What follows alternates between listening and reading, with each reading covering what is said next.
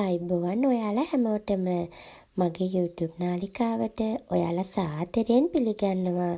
අද මම වීඩියෝ එකක් අරගෙන ආවේ අලුත් අවුරුද්දට කලින් දවසේ මම මොනවද කරේ කියලා කියන්න.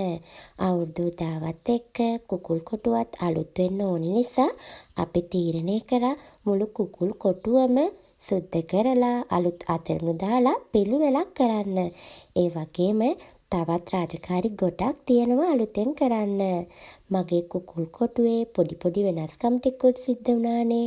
ඉතින් ඒව ගැනත් ඔයාලත් එක්ක බෙදා ගන්න තමයි මං අද වීඩියෝ එක අරගෙන ආවේ.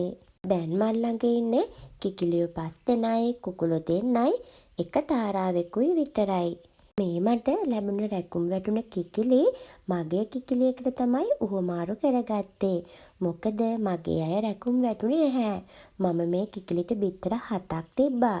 පළවෙනි පැටියා අප්‍රේල් 4ත් ඊට පස්සේ අප්‍රේල් 5 6 කියන දවස් දෙකේ අනිත් පැටව් දෙන්නත් එළියට ආවා.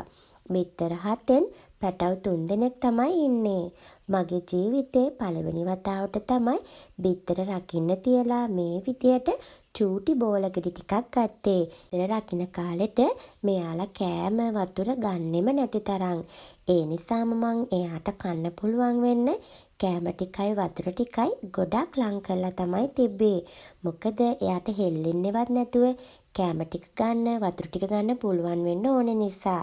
ඒ වගේම මම මෙයාගේ වතුරේකට ග්ලූකෝස් කලවම් කරලා තිබ්බා. මොකද මේවා මේ කාලේ පුරාවටම කෑම ගන්නවා ටිකක් අඩු නිසා. කිකිලි දුර්වල වුණොත් එයාගෙන් අපිට හොඳ බිත්තර අස්වැන්නක් ගන්න බැරි වෙනවා. ඒ නිසා තමයි මං එයාට වැඩෙන කෑම එක මේ දවස්වලම දෙන්නේ. තව සති 2-3ක් ගියාට පස්සේ මම මෙයාට දෙන කෑම එක මාරු කරලා බිත්තර කෑමකට මාරු කරන්න තමයි හිතාගෙන ඉන්නේ. ඉතින් මගේ සතුට මගේ අත්දැකීම් අහගෙන හිටපු ඔයාලා හැමෝටම ස්තුතියි. ඔයාලා හැමෝටම සුබ අලුත් අවුරුද්දක් වේවා.